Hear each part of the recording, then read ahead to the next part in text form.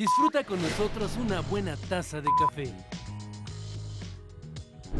Uno casi puede predecir que va a aumentar en los homicidios y la violencia. Es que ahí está también hospedado un líder del cártel del Golfo. Entonces realmente iban sobre él. Nuestra cifra negra en periodos vacacionales, si bien ha bajado, no deja de ser significativa.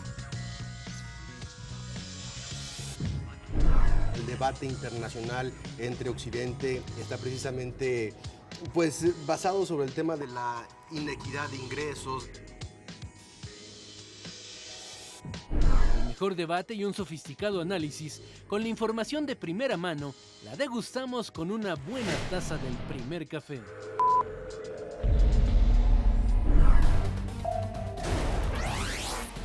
Miguel Barbosa rinde protesta como presidente del Senado. Como presidente de este órgano de gobierno, actuaré con estricto apego a lo que la ley señala. Valoro la fuerza política de donde provengo. Reconozco la enorme responsabilidad que significa salvaguardar la pluralidad del Senado. Todo listo en San Lázaro para la recepción del segundo informe de gobierno del presidente Enrique Peña Nieto. Acumulación de gas provoca explosión en aduana de Piedras Negras, Coahuila. Detienen a Alberto Arce Moreno, presunto líder de los Zetas. Operaba en Coahuila, Nuevo León y Tamaulipas. Confirma la Organización Mundial de la Salud el primer caso de ébola en Senegal. ¿Qué tal? Muy buenos días. Bienvenidos al Primer Café. Yo soy Ana María Salazar, Raimundo Riva Palacio, Paco Abuelos. ¿Cómo están? Muy buenos días. Mucha información empezando la semana. Pues bueno, ¿qué vamos a decir, verdad? Arranca el segundo tercio del presidente Peña Nieto. Hoy el secretario de Gobernación entrega el informe de gobierno a las 7 de la noche en San Lázaro al nuevo presidente de la Cámara de Diputados, el periodista Silvano Aureoles, y ya mañana el presidente en el Palacio Nacional da su mensaje político. Oye, esto nos va a dar más que suficiente. En la semana... Es casi todo el país. Sí, exactamente. Sí, es casi todo el país. Algo que no está en el país, que realmente deben de estar siguiéndose estas cosas, son lo que está pasando en otras partes del mundo. Está la situación en esta zona de los países bálticos, en el Medio Oriente, terriblemente complicada. Hay peleas en este momento, combates en las colinas del Golán. Las colinas del Golán es lo que divide Siria e Israel. Es una de las zonas que tomó Israel desde los territorios ocupados desde la Guerra de los 6 días en 1967. Es decir, de un lado de las colinas del Golán están peleando tropas sirias contra rebeldes sirios, y del otro lado de la ladera está el ejército israelita. A ver en qué momento se contagia esto hacia Israel. La otra que es sumamente importante es que siguen avanzando las fuerzas rebeldes en Ucrania, en el noreste de Ucrania, y ya tomaron, mientras todos ustedes dormían, ya tomaron el aeropuerto de Luhansk, que es un aeropuerto internacional después de 48 horas de combate con las tropas regulares de Ucrania en este conflicto que empezó en abril y que ya tiene 2.600 muertos. Ha provocado la muerte de 2.600 personas. Con mensajes muy confusos, que es también de Vladimir Putin. Pero creo que en una entrevista ya sugirió por primera vez un Estado ucraniano separado de, ¿no? Que era algo a lo que no había llegado, ¿no? Sí. Entonces tenemos estas informaciones que son internacionales, que son muy importantes porque afectan la estabilidad en el mundo, y en el caso de Ucrania pues también afecta el gas que se exporta hacia la Unión Europea y los precios del gas natural y la manera como los mercados se ponen sumamente nerviosos con esto. En el PAE informativo, tú bien lo decías, Paco, 62% de los impactos, el anuncio de que el presidente Peña Nieto tiene su segundo informe de gobierno. Luego nos dicen que por qué nos reímos un poco del PAE informativo. 62%. Lo que es cierto es que la mayor parte de las columnas de análisis están en este balance de claroscuros. Sí, y de... nada más que aquí es la información, son las portadas. Así es. 62% el anuncio. Bueno, excelente manera de jerarquizar la información en esta nuestra prensa. 13% el Consejo Coordinador Empresarial, la Coparmex, la Concanaco y la Concamín vuelven a decir como por octava vez en las últimas 8 semanas que las reformas económicas van a traer beneficios y tiene esto 13% de los impactos. O sea, por si no fuera suficiente el 62% de un anuncio, 13% de los impactos viene con algo que ya conocemos hace casi 2 meses. O sea, sumado es 75%. Sí, claro. Exactamente. Y bueno, lo único que tiene mucha información, que es el tercer tema, con 11% de los impactos, que la Secretaría de Turismo reportó ayer, que el primer semestre de este año fue el mejor semestre de turismo en la historia de México. 14.2 millones de turistas vinieron a México, del mundo vinieron a México en el primer semestre. Que venimos con esa tendencia, ¿no? Al alza, y cada nuevo anuncio es un nuevo récord. Es un nuevo récord, es realmente muy interesante. Y a pesar de las imágenes que se han visto de México, buenas y malas, pero las malas siendo el tema de seguridad, no le ha afectado al turismo. El turismo no le está poniendo atención a esas notas. Bueno, hay un buen trabajo. Sí. Aquí hay un buen trabajo en varias áreas de gobiernos, del gobierno federal y también varias áreas de los gobiernos estatales. Sí. Que vaya, que han hecho digamos que los boletines de alerta no funcionan. No, bueno, si no hubiera boletines de alerta, la pregunta, el contrafactual sería cómo estarían estos números. Pero también es cómo actúan. Por eso mencionaba yo cómo actúan los gobernadores, por eso los mencionaba. El gobernador de Quintana Roo, Roberto Borge, fue a cabildear para que el Departamento de Estado retirara la alerta sobre Cancún. Y lo logró, ¿eh? De hecho, en la última alerta no hay ningún destino turístico, considerado por el Departamento de Estado. Esto también ayuda a lo que tú estás diciendo. El siguiente tema, con 9% de los impactos, otro anuncio.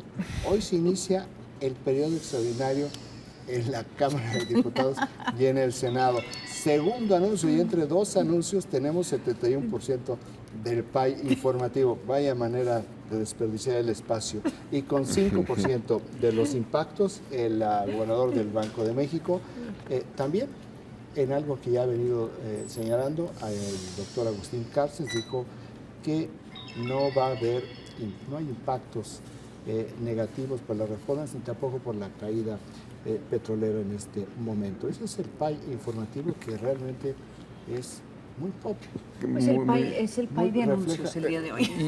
Y esta última en realidad es previsible, ¿no? Porque, es decir, ya los seguros que se compran contra, digamos, que previenen estos descensos de precio, hace que esto sea casi una declaración obvia o que la tiene que repetir cada cierto tiempo, ¿no? Para que no se les olvide, ¿verdad? Es como lo que están haciendo las cúpulas empresariales, que vienen diciendo exactamente lo mismo desde hace varias semanas. Como verán, fuera del anuncio de la Secretaría de Turismo de ayer, no hay nada absolutamente nuevo dentro del PAI informativo, pese que hay mucha información que está generando en todos lados.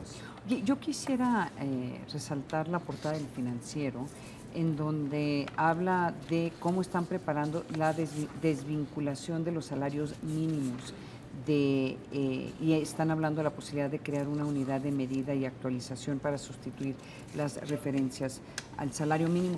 ¿Por qué es esto importante? Porque nos está dando a entender que ya se está anticipando de que algo va a suceder con todo este debate del salario mínimo. Sí, desvincular que es eliminarlo como una tasa de referencia inclusive para determinar las prerrogativas federales a los partidos, multas, el Instituto Nacional Electoral, las multas. Entonces, se ha castigado siempre el salario mínimo por esta vinculación.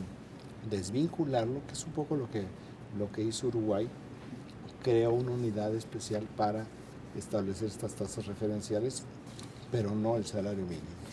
Sí. ¿Qué traes? ¿Qué portadas? Yo creo que llama la atención el PAI de distribución de la Cámara que tiene el Universal, con una medición que me parece muy bien la comparación, porque tiene una comparación entre cómo estaría la Cámara en 2012 y cómo estaría según esta medición.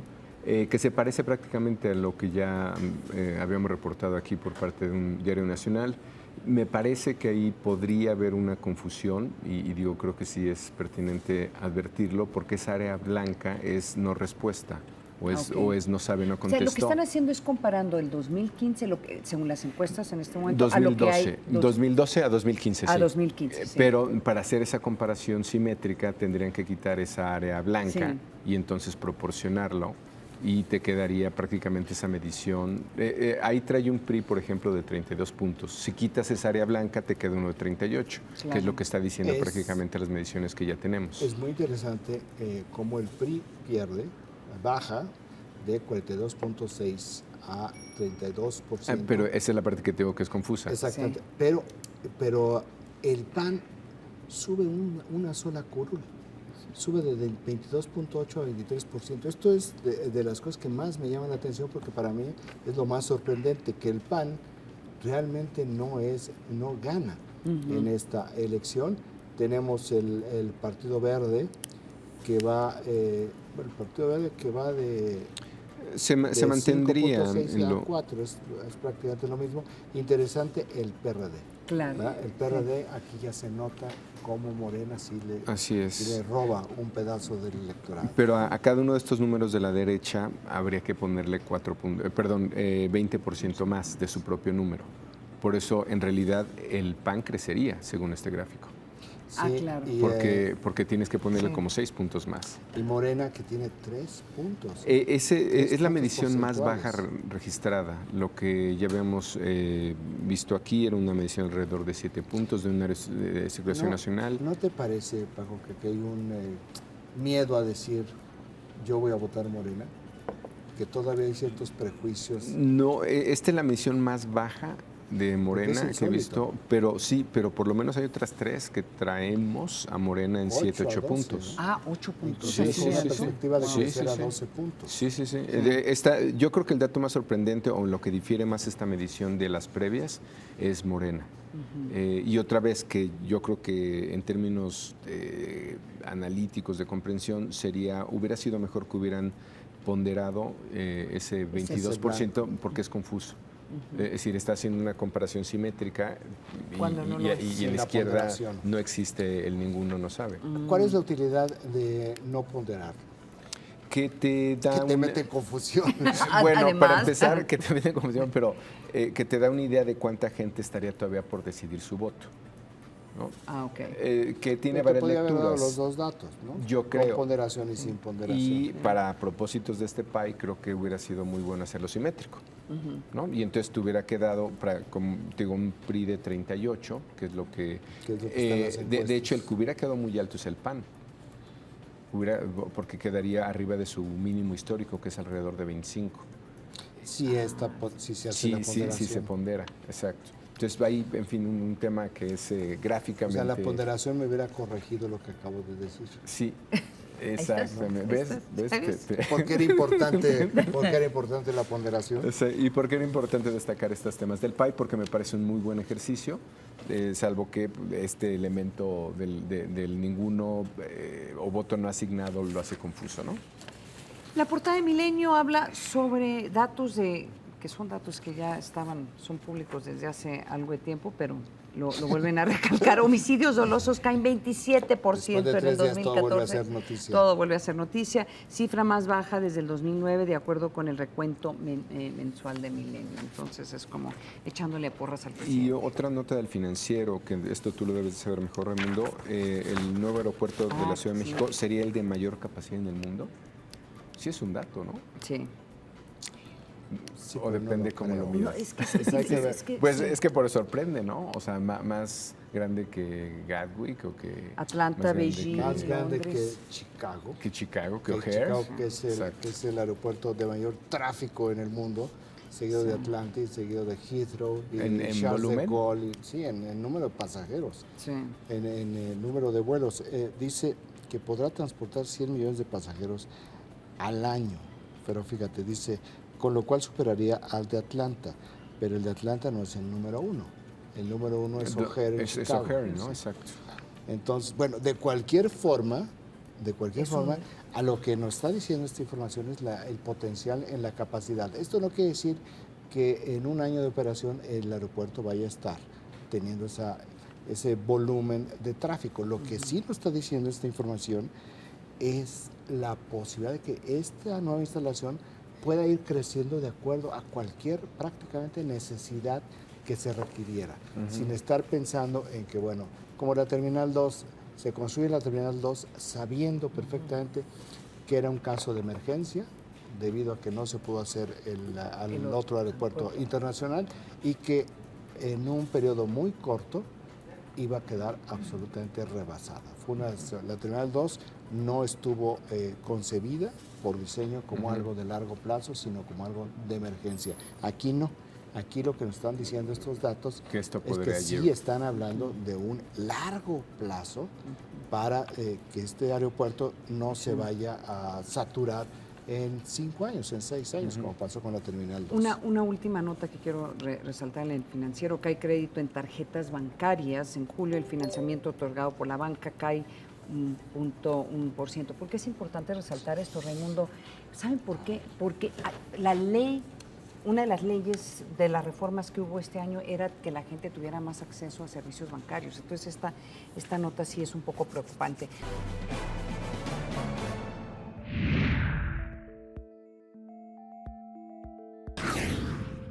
Hoy, la Cámara de Diputados encabezará la ceremonia de recepción del segundo informe de gobierno del presidente Enrique Peña Nieto. El secretario de Gobernación, Miguel Ángel Osorio Chong, será el encargado de entregar este documento al presidente de la mesa directiva de San Lázaro,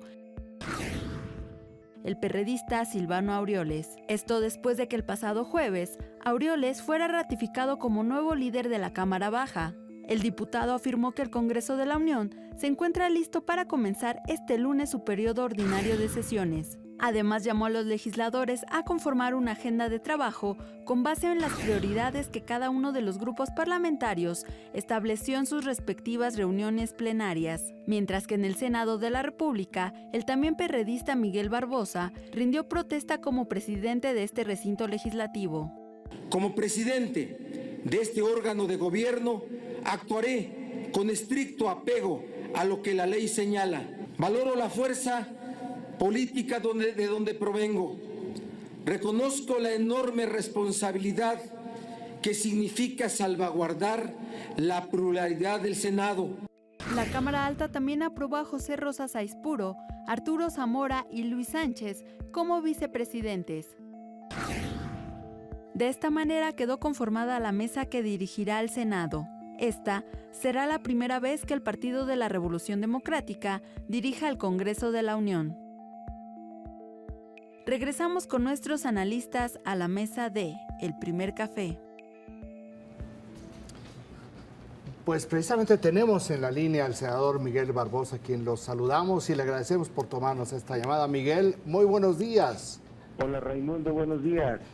Miguel, primero pues te queremos felicitar por esta nueva tarea que tienes. Y yo quiero preguntarte, Miguel, ¿qué significa para este país que el PRD tenga la presidencia del Senado después de que en 1988 fueron perseguidos, de que fueron años ilusos de beligerancia, de tensión, de presiones?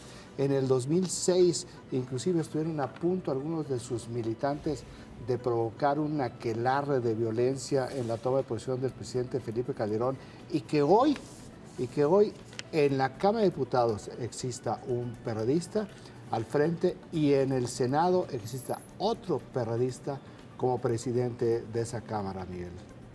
Bueno, primero decirles que para el PRD significa una oportunidad. Es una forma de poder acreditar frente a la opinión pública mexicana que en el PRD hay servidores públicos que pueden desempeñar funciones de esta naturaleza, y creo que contribuir a la mejor opinión que se tenga de la política, de los políticos y desde luego de nuestro partido. ¿Qué significa para México? Pues lo que yo entiendo, puedo ver, es que estamos en una etapa de la instalación de un sistema político más abierto, que no tiene ya mucho de aquello que caracterizaba al control absoluto del ejercicio del poder. No confundirnos también. Nosotros tenemos que ser, desde la presidencia de las mesas directivas, representantes de nuestras cámaras y desde luego contribuir a la independencia de las mismas, a la autonomía y poder generar un mejor equilibrio de poderes, una mejor colaboración entre los poderes públicos, que podamos tener un desempeño que sea un desempeño digno, adecuado y desde luego útil para México. Miguel, en la política la certidumbre es fundamental. Me parece que lo que ha sucedido en esta ocasión demuestra que hay una certidumbre del resto de los partidos políticos sobre el PRD y sobre las personas que encabezan las cámaras, en el sentido de que no son personas que se van a volver locas, son personas que van a cumplir con el trabajo, como tú lo acabas de definir. ¿Esto qué significa hacia el interior del PRD? Finalmente está caminando como grupo, como instituto, de manera homogénea hacia un partido que ve las instituciones y que ve la agenda parlamentaria y la discusión en el Congreso como la forma para cambiar cosas. Bueno, sin duda el PRD está en el sistema político y sistema democrático mexicano. Es un actor, es un jugador democrático de la escena y nosotros tenemos dentro del PRD que apostar a esa posición, no a un estilo, una estrategia de confrontación que nos lleve nuevamente, desde la opinión de muchos, a la marginación. Yo quiero decirte que es un asunto complicado para nosotros. Tenemos que ser muy cuidadosos para poder tener un desempeño del cual nuestro partido, la gente de nuestro partido se sienta representado, y un desempeño institucional que permita no ver a la confrontación desde las presidencias de las cámaras del Congreso de la Unión.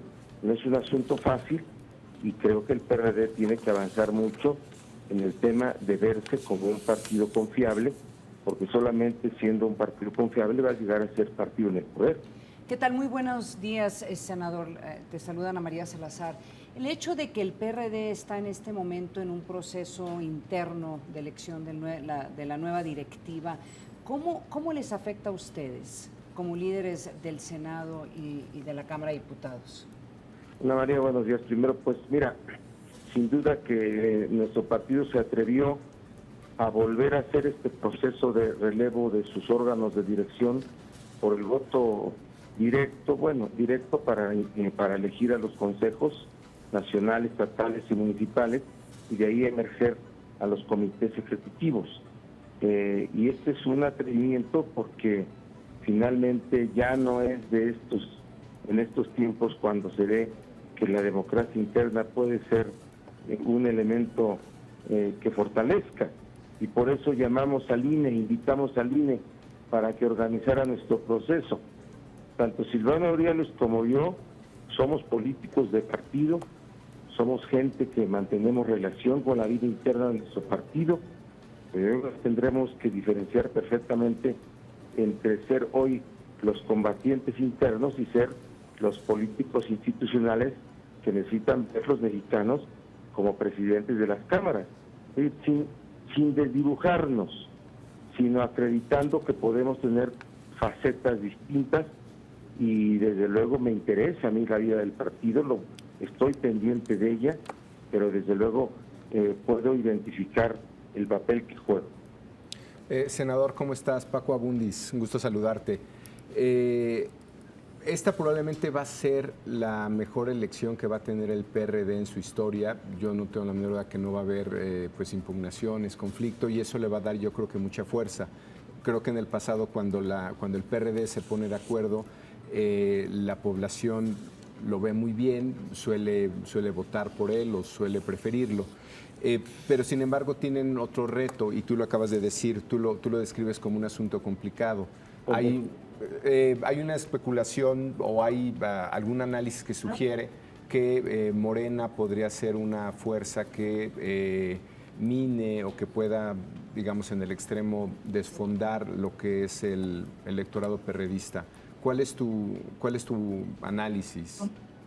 Bueno, yo soy de los que he optado públicamente que el PRD debió haber resuelto los asuntos de relevo de sus órganos de dirección por acuerdo de unidad partidaria. Lo sigo sosteniendo, aún se puede. Después de elegir a los consejeros de todos los niveles, podemos llegar a un acuerdo de unidad y lo seguiré impulsando. Sin duda que si nosotros hacemos de este proceso interno un proceso exitoso, vamos a estar mejor que si se vuelve un asunto de escándalo. Sin duda que sí. Por eso todos tenemos de contribuir a ello. Respecto de lo otro, bueno, pues Morena ya es un competidor, y es un competidor dentro de la izquierda mexicana primero. Yo opino que Morena viene a competir no contra el PRI, contra el PAN, viene a competir contra el PRD, y viene a hacer campaña para poder conseguir el espacio que tiene el PRD, el principal partido de izquierda en el ámbito de competencia electoral. Es lo que quiere Morena. Y nosotros por eso tenemos que resolver bien nuestro proceso, tenemos que resolver bien nuestras candidaturas y ir unidos dentro del PRD. La desunión de la izquierda mexicana ya no se consiguió, porque ya Morena está en otro lado, ya tiene una posición política que no es precisamente la de impulsar el mismo espectro político electoral que el PRD, ¿sí? Pero entonces nosotros tenemos que hacer muchas cosas para poder sostener a nuestro voto duro y sostener, mejor dicho, y conseguir el mayor apoyo de ese sector de la sociedad que no es voto duro, que es un voto que se mueve y que depende de lo que hacen las gentes de los partidos. Por eso es tan importante que desde las cámaras provoquemos una buena opinión política pública para poder conseguir mejor aceptación de nuestro partido en la competencia electoral, aclaro, sin que el propósito de nuestro desempeño tenga que ver con estrategias políticas electorales. Senador Miguel Barbosa, muchísimas gracias por acompañarnos esta mañana en el Primer Café. Raimundo, Ana María, Paco. Muy buen día. Gracias por la oportunidad de hablar en este día importante para mí. Buen periodo. Bien, felicidades. Gracias, Miguel. Hoy el presidente Enrique Peña Nieto enviará a la Cámara de Diputados su segundo informe de gobierno. Veamos.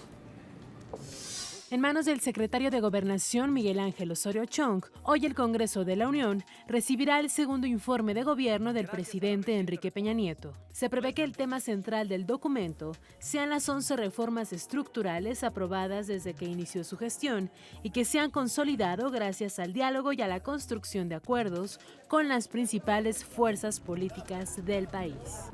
El segundo informe de gobierno del mandatario mexicano llega con cambios y avances en diversos sectores, pero también con retos que deberá emprender el próximo año. Se espera que mañana el jefe del Ejecutivo emita un mensaje a la nación desde Palacio Nacional. Regresamos con nuestros analistas a la mesa de El Primer Café. Mira, termina el primer tercio. Es muy interesante cómo los tercios en los sexenios mexicanos no se miden por tercios en términos de número de meses, sino aquí 18 meses de gobierno del presidente Peña Nieto y se acaba su primer tercio. Pues es decir, no son simétricos. No son simétricos, quizás no son del mismo tamaño. Para nada. De hecho, yo pensaría que el primer tercio del gobierno de Enrique Peña Nieto comenzó antes de que tomara posesión, cuando se negoció en septiembre el Pacto por México. Cuando se empezó a negociar el Pacto por México, que fue, a mi juicio, la placenta de las reformas económicas. Pero termina este primer tercio del sexenio y también, en mi opinión, empieza el tercio más complicado, sí, porque es el tercio de la consolidación. No hay nada más difícil en cualquier proceso que consolidar lo que se hizo. Entonces, para consolidar lo que se hizo, hay una serie de variables que se cruzan en este momento. Una de las variables son las elecciones intermedias del próximo año y la reactivación de la economía, que van juntas, adicionalmente a cuáles van a ser las expectativas que se van a transmitir a los mexicanos para poder administrar estas expectativas, que es lo que hacen los gobiernos, y puedan llegar a otros 18 meses, que es cuando, de acuerdo con el secretario de Energía, va a empezar a notarse el impacto de la reforma energética en las facturas de la electricidad. Entonces tenemos una situación donde los beneficios de las reformas no van a venir cuando menos mañana, en un año. No antes de la elección. No antes de la elección, eso es definitivo. Y viene una elección donde pues, estamos viendo las primeras encuestas que coinciden con corroboran lo que ya corrobora teníamos. todo lo demás, que el PRI no va a perder la mayoría, pero viene trae una inercia y va a venir cayendo poco a poco, que esto todavía podrá el presidente tener la fuerza para sacar adelante esta elección, pero ¿qué es lo que va a suceder en el 2018? Yo creo que en el segundo tercio el presidente Peña Nieto lo que está jugando es ya la sucesión presidencial. Tiene él, me parece que es casi una verdad de perogrullo decir que tiene dos cartas fuertes para la presidencia, sus secretarios de Gobernación y sus secretarios de Hacienda, que son los que llevan a cabo toda la parte de la negociación de las reformas, que por lo tanto tienen también que terminar este trabajo. Es decir, no se pueden mover del gabinete porque tienen que cumplir con la consolidación de las reformas. Pero la consolidación de las reformas con estas variables que se encuentran, pues puede llevar a debilitarlos o a fortalecerlos.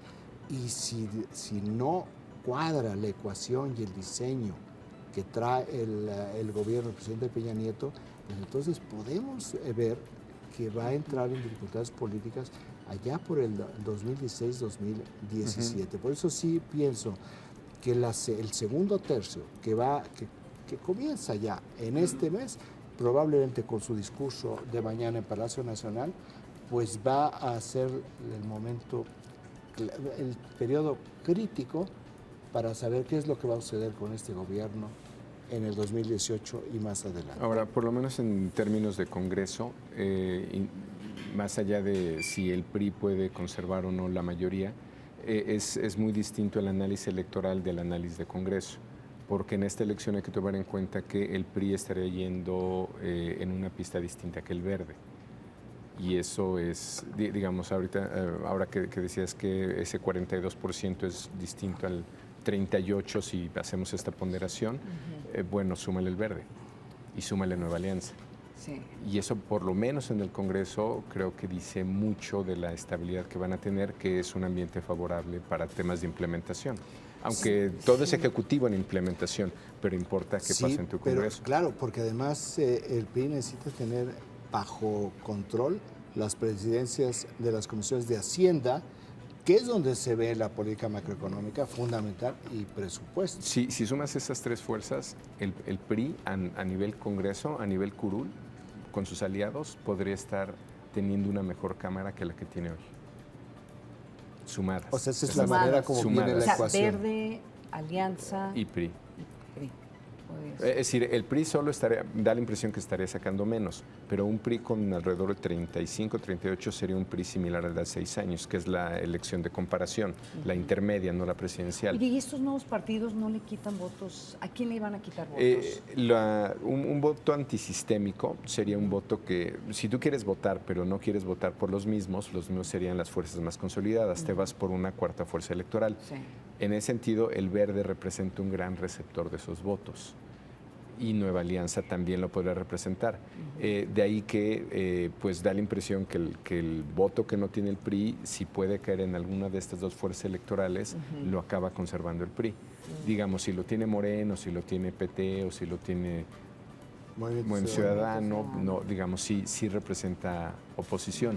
Pero es muy probable que en un análisis de curules, no necesariamente electoral, podríamos tener un PRI más fuerte todavía, con PRI más aliados. Vámonos a los temas que no estaban en los periódicos, que en las portadas del día de hoy. El presidente de Estados Unidos, Barack Obama, asistirá a la cumbre de la OTAN. Ahí enviará un mensaje a su homólogo Vladimir Putin. ¿Qué le va a decir? Veamos.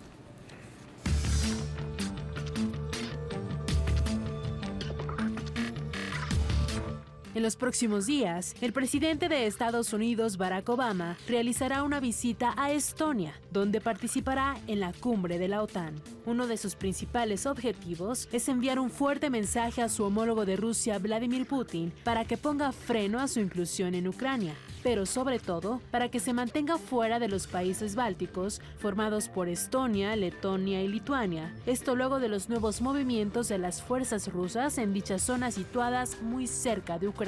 Asimismo, Obama tendrá el desafío de persuadir a los 28 líderes de la OTAN para intensificar los gastos en defensa. Esto, aun cuando los gobiernos europeos se han comprometido en proporcionar solo el 2% de su Producto Interno Bruto a este requerimiento debido a persistentes problemas económicos. Otro de los temas será la búsqueda de una coalición para responder a las incursiones militares del Estado Islámico en Siria e Irak que están desestabilizando a la región y más allá.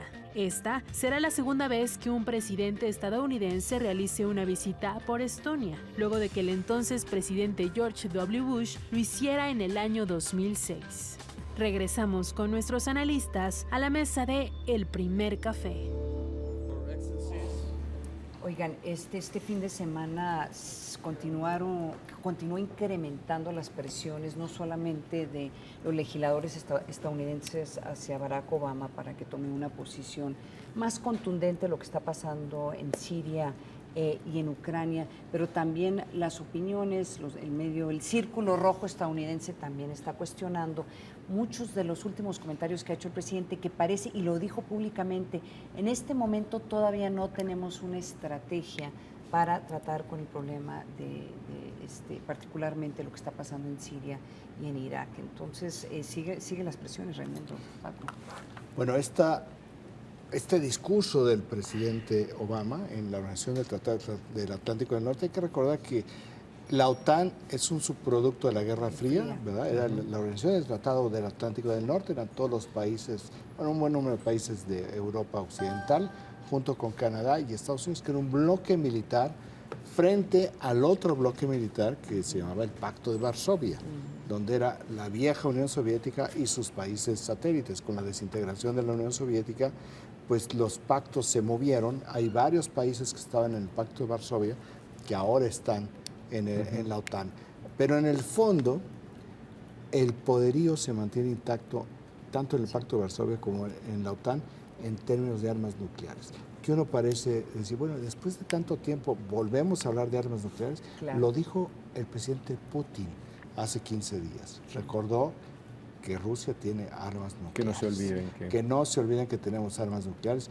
Y efectivamente hay misiles que están apuntados todavía hacia las principales capitales de Occidente y a las principales ciudades en Rusia. No se ha llegado a ninguna situación de esta naturaleza en muchísimos años, porque las armas nucleares nunca fueron de manera ofensiva, sino fueron de manera defensiva. Fue una estrategia disuasiva.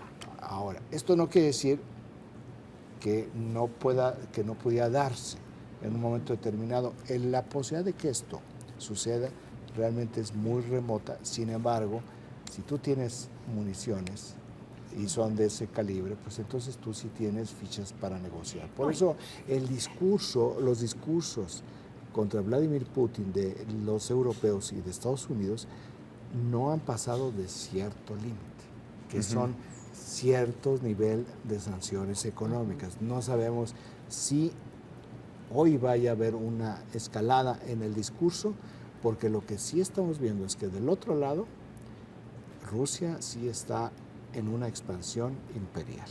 Lo que está sucediendo en el noreste de Ucrania no puede entenderse salvo ir avanzando en territorios que tú reclamas como históricos, que es muy similar en términos de lo que empieza a suceder, y no quiero yo trazar ninguna analogía de ninguna manera a lo que vimos en Europa. Como si lo hubiéramos visto, lo que se vio históricamente en Europa, lo que leímos. Lo que vivió Raimundo Riva Palacio. Sobre lo que se dio en 1939 con la Alemania nazi. Ahora, en términos de prensa, sí llama mucho la atención que durante el fin de semana y hoy aparecen muchos artículos. El título creo que es muy emblemático. No es tan descabellado que haya guerra en Europa. Sí. ¿No? Dice uno de los analistas, o esta idea de que está en el Washington Post, primera plana, esquina superior derecha, Putin sugiere que por qué no hay una Ucrania dividida, y todo esto dentro del público estadounidense implica un reclamo implícito para Obama de ¿y tú qué vas a hacer? Agrego eso una medición de USA Today, el diario más leído de Estados Unidos a nivel nacional por lo menos, donde se asume que el rol de Estados Unidos es muy importante, casi 40%, y cuando se ordenan lo que les, digamos, qué tanto afecta a la seguridad de Estados Unidos los problemas que hay hoy en el mundo, fíjate, el primero son los grupos islamistas de Al-Qaeda, 71%, luego viene ISIS, 67%, luego viene el programa nuclear de Irán, 59%, Corea del Norte, 57%, hasta el quinto lugar viene Rusia, con 53%. Es decir, da la impresión que el nivel de prensa que traen no corresponde al nivel de preocupación, por lo menos hoy día, que tienen los estadounidenses. O también refleja que ante cuáles problemas estaría Estados Unidos, por lo menos el público estadounidense, dispuesto a aceptar de que mandaran a sus hijos, los soldados, a resolver un problema que no sea netamente o se perciba netamente una amenaza directa a la seguridad nacional de Estados Unidos. Yo creo que hay una como esquizofrenia en ese sentido, porque por una parte yo creo que todos los analistas de seguridad nacional reconocen lo peligroso que es ISIS y lo que representa en términos de amenazas directas a la seguridad nacional de Estados Unidos. Hay que recordarle al auditorio que el día de ayer, este fin de semana, Inglaterra se declaró en estado severo de amenaza, o sea que están esperando un posible atentado por el número de británicos que se fueron a estas guerras y a participar en estas guerras en Siria. Entonces, es muy interesante esta encuesta porque sí hay muchísima presión, pero la gran interrogante es ante todos estos problemas que enfrenta Estados Unidos, ¿cuál de todos ellos merece que uno, Estados Unidos mande soldados, dos, que manden recursos, tres, que manden que presionen políticamente? El mundo está realmente convulsionado. Mira nada más los titulares de CNN. Ucrania, Rusia ataca el aeropuerto en el este. El americano detenido en Corea del Norte pide ayuda. Las tropas de paz de Naciones Unidas siguen siendo detenidas por rebeldes sirios. El sitio de Irak, el sitio de un pueblo de Irak está roto. Israel derriba un dron cerca de la frontera con Siria. 4 arrestados por una conspiración en Manila para colocar una bomba. La policía y los protestantes y los manifestantes batallan en Pakistán. Bueno, me falta Pakistán. Bueno, no estoy saltando. Lo que hice fue cómo viene la información hoy en día de un mundo que algo va a suceder. Son demasiados conflictos, es demasiada presión. Algo sucedió que no se despresurizó y que nos está llevando en algún momento a que a lo mejor esto que tú señalabas en Europa, pues se dé, si no ahí, en otra región, ya de manera mucho menos focalizada y mucho más regional. Oigan, y con todo esto que está pasando, además, este fin de semana y aparte de la semana pasada, pues siguen hablando del traje que usó el presidente de Barack Obama, que causó revuelo en las redes sociales después de que vistiera un inusual traje de color beige. Una vez más, el presidente de los Estados Unidos, Barack Obama, volvió a ser el centro de atención, pero esta vez no fue por su discurso, sino por romper su código de vestimenta al utilizar un traje color beige. El pasado jueves, el mandatario estadounidense ofreció una conferencia de prensa en la que abordó diversos temas como el conflicto en Ucrania, Irak y Siria. Sin embargo, el inusual color de su vestimenta causó diversas críticas en las redes sociales. Una firma especializada en medición de tendencias en Twitter señaló que más de 15,000 comentarios se publicaron aludiendo a la ropa del líder norteamericano. Obama ya había portado un traje color crema este año durante un evento de Pascua. Regresamos con nuestros analistas a la mesa de El Primer Café. Oye, Paco, lo que tú no sabes es que el color favorito de Raimundo Riva Palacio es el beige. Mira, yo sé que no tengo ninguna autoridad moral para hablar de este tema, pero es que se pasó Barack Obama. Cuando digo que se pasó, es que tienen asesores y lo que produjo fue que sus enemigos más acérrimos en la prensa de Estados Unidos se le vayan encima por algo que al final de cuentas es frívolo. Que es, si lo vinculas con la vacación de la que viene, por la cual también lo criticaron, que es interesante, porque eso en Estados Unidos es como una tradición que, según entiendo yo, en términos de comunicaciones, calma, si yo me puedo ir de vacaciones es que las cosas no están tan mal. Sí, pero da la impresión que, dado lo que está pasando, estos niveles de preocupación, utilizar un traje de verano viniendo de una vacación refuerza la idea de esta televisión de derecha, por llamarla de alguna manera, que está cuestionando los niveles de preocupación del presidente en todos estos temas de los cuales estamos hablando. Siempre el tema cada verano es un tema de debate si el presidente tiene el derecho a irse de vacaciones porque hay tantos problemas que enfrentar. Y en el caso de Barack Obama también se le criticó mucho porque estas imágenes de que está jugando golf y que está descansando y el resto del mundo está convulsionado. Entonces va a llegar un momento en que van a tener que hacer una decisión si vale la pena señal, este es decir, riesgo, simplemente ¿no? refuerzas comunicativamente lo que alguien te está cuestionando. Sí. Creo que por ahí va digamos, el impacto de esto, ¿no?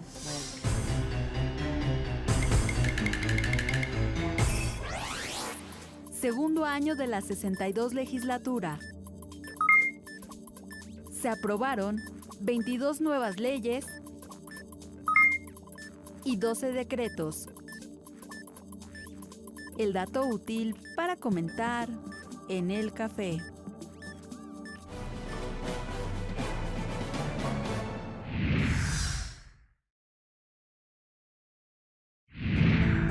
El virus del ébola se expande pese a los esfuerzos internacionales para contener el brote.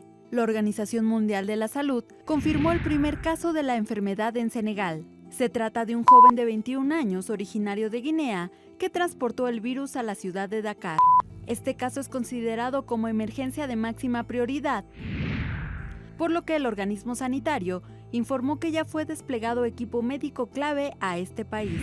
Senegal es la quinta nación de África donde se ha presentado la epidemia que ha causado la muerte de más de 1.500 personas en Guinea, Sierra Leona, Liberia y Nigeria. Mientras que un hombre de 40 años fue aislado en un hospital de Málaga, en España, al presentar posibles síntomas de la enfermedad. Este sujeto reconoció que había visitado Nigeria recientemente. En tanto que en Liberia, 2 médicos a quienes se les suministró el suero experimental Zetamap fueron dados de alta después de recuperarse del ébola. La Organización Mundial de la Salud señaló que ambos especialistas se reunieron con la presidenta de Liberia, Ellen Johnson. Por su parte, China anunció que ya aprobó la producción de un medicamento para combatir esta enfermedad. Dicho fármaco es elaborado por el Instituto de Microbiología y Epidemiología de la Academia de Ciencias Militares de aquel país. Regresamos con nuestros analistas a la mesa de El Primer Café.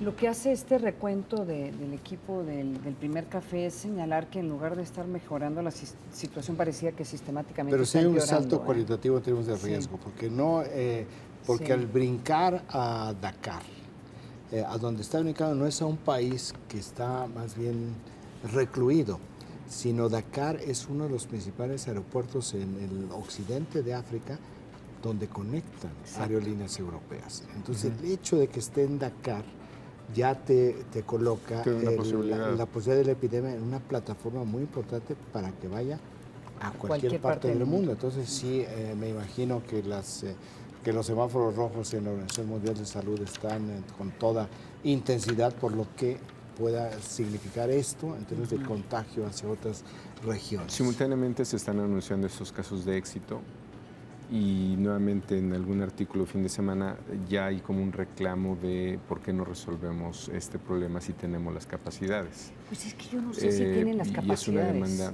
O sea, los recursos están, pero... Este artículo sugiere que sí. Sí. No sé si para contenerlo, pero por lo menos para contenerlo tal vez sea más difícil, pero por lo menos para resolver casos de gente que ya está A ver, infectada. ve lo que dice El País en su portada. Quedan 500 españoles en la tierra del ébola, empresarios, médicos y religiosos siguen su vida en África. O sea, tienes... Sí, y ese hay es un 1000 ejemplo. mexicanos también. O sea, es el ángulo español a la enfermedad. Yo no quiero que se nos acabe el tiempo sin antes señalar algo que está hoy en todas las portadas de los periódicos del Distrito Federal, que es sobre el traslado de Javier el Chicharito Hernández del Manchester United al Real Madrid. En 2 horas y media va a ser presentado ante los medios de comunicación en el Santiago Bernabéu, y resalto esto no por el hecho en sí mismo que el Chicharito va del Manchester United al Real Madrid, sino la manera como estamos celebrando en México que el Chicharito haya sido contratado de manera de cesión por el Real Madrid durante un año para ser reservista. O sea, él no va como titular, sino va como reserva. Y nosotros estamos celebrando esto como la gran victoria del fútbol mexicano. O sea, que a lo mejor no va a jugar todo el año. Bueno, va a jugar cuando Benzema, que es el titular, pues esté lastimado o esté no cansado. Lo que digo es, pues, ¿qué sucede con nuestra... Puedes verlo de manera estratégica. Con nuestro espíritu. Según con entiendo, cuando él entra después es mejor que cuando abre, ¿no? creo que ese fue su récord. No sé mucho de Entonces, fútbol, por eso estamos pero según celebrando. yo entiendo- Estamos celebrando porque contrataron a un jugador mexicano para ser suplente, oficialmente suplente. Sí traemos algo en la cabeza que no está funcionando muy bien, ¿verdad? Pero Cuando los medios estamos- no destacan esta parte, destacan que simplemente Pues se va al por Real eso, Madrid. Digo, pero por tú eso. porque eres un insider y te No, metes en No, las... no es un insider. Me parece vergonzoso que estemos celebrando esto. O sea, qué bueno por el Chicharito, pero de esto a que lo hagamos una fiesta nacional, me parece una vergüenza colectiva como sociedad. Estamos nosotros de manera natural Lo mandaron a la segunda diciendo, división. sí, nosotros casi. somos felices siendo de segunda clase, siendo periféricos. ¡Qué vergüenza! En términos culturales. Bueno, con este regaño de Raimundo No es Riva un regaño, estoy asombrado. con este asombro de Raimundo Riva Palacio Igual nos había vamos. un temor fundado de que se quedara sin equipo. Exactamente. Además. Entonces esta es una buena noticia. Nos Piensa. vamos, ya. Dejen eso, vámonos. Hasta mañana. Nos vemos de nuevo aquí en el primer café a las 7 de la mañana. Tú no sabes que venimos de nosotros.